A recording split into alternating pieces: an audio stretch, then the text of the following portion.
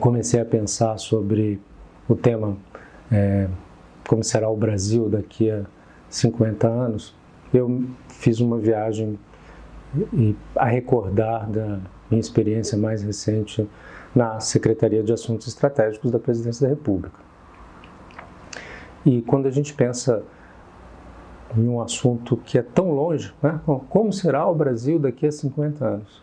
Como é que a gente consegue organizar as nossas ideias para tratar desses desafios que são tão distantes?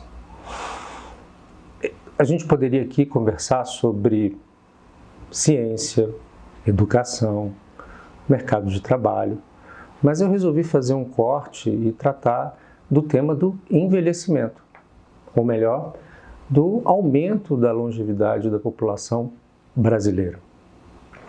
E como a gente vive passando por esse momento de pandemia, da Covid-19, que nos impactou a todos mundialmente, é curioso notarmos que as pessoas colocadas numa faixa etária de 60 anos ou mais são consideradas do grupo de risco.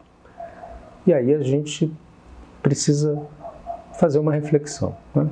60 anos de idade é muito? 60 anos de idade é pouco? Para que a gente faça um paralelo e tenha colocar em perspectiva, em 1904, quando o Jornal do Comércio foi fundado, a expectativa de vida do brasileiro era de 35 anos de idade. Já em 1960, essa expectativa de vida subiu para os 45 anos de idade. E hoje os demógrafos mostram que a expectativa de vida é de 77. Mas voltando aqui ao tema da questão da faixa etária, eu tenho visto algumas pessoas discutindo que tem uma faixa etária de 35, 36, então, diante dessa pandemia, não possuem doenças pré-existentes, ao mesmo tempo não tem ninguém na família que esteja numa situação de risco. Então elas imaginam que não há problema eu sair e não usar máscara. Será? O que a gente observa, e quando a gente discute futuro, né, eu sempre coloco tal perspectiva de pensar no futuro é um gesto altruísta. É um gesto de solidariedade. Nós paramos de olhar para nós mesmos e começamos a enxergar no outro. O mesmo se aplica a esse conceito de gerações futuras. Eu não tenho filhos, então a simples ideia de que no meu envelhecimento eu terei herdeiros ou alguém para cuidar de mim está fora de cogitação. Ao mesmo tempo, quando eu penso em gerações futuras, mesmo não tendo filhos, eu automaticamente coloco essa ideia, essa perspectiva dos filhos das pessoas que eu conheço ou que eu não conheço. Pensar em gerações futuras é um ato altruísta, é um gesto altruísta. E o mesmo se aplica, se nós pudermos colocar assim, com ambientalistas que estão preocupados com o aquecimento global, a questão da água potável. Mas voltemos aqui à questão do envelhecimento da população brasileira. Por que esse tema é tão urgente e necessita ser colocado em nossos debates? O primeiro ponto é que ocorre a inversão do bônus demográfico. Então, em 2030, portanto, daqui a 10 anos, a população brasileira de idosos será a quinta maior do mundo. E em 2070, né, daqui a 50 anos, como é que a gente vai perceber isso? Esses desafios do envelhecimento da população nos mostram que temos que estar preparados do ponto de vista de políticas públicas do Estado e também dentro das famílias. Uma das profissões que tem uma tendência de crescimento muito alto é a profissão de cuidadores informais, algo que já existe de uma maneira estruturada na Europa, Portugal, na Espanha e na Grécia também, né? No caso específico do Brasil, toda vez que nós vamos falar sobre pensar no futuro, colocar uma questão em perspectiva, há uma preocupação grande em relação ao gasto público. É inequívoco que a gente vive uma crise. Mas os estudiosos do tema mostram que é preciso aumentar nas próximas décadas, com gastos em cuidados de longo prazo, pelo menos 1% do PIB.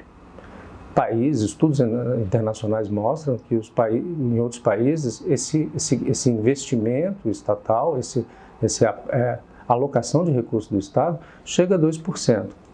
O Brasil ainda tem vários desafios. O envelhecimento é algo crescente, rápido e profundo. Nós não temos um plano nacional de demência, a exemplo o que já é possível observar na Costa Rica, no México, no Chile. E nós precisamos também ter algum tipo de fonte de investimento. Uma das alternativas possíveis seria pensar justamente num quarto pilar da Previdência Social, a exemplo do que o Japão faz com os trabalhadores contribuindo a partir dos 40 anos de idade, criando assim um quarto pilar.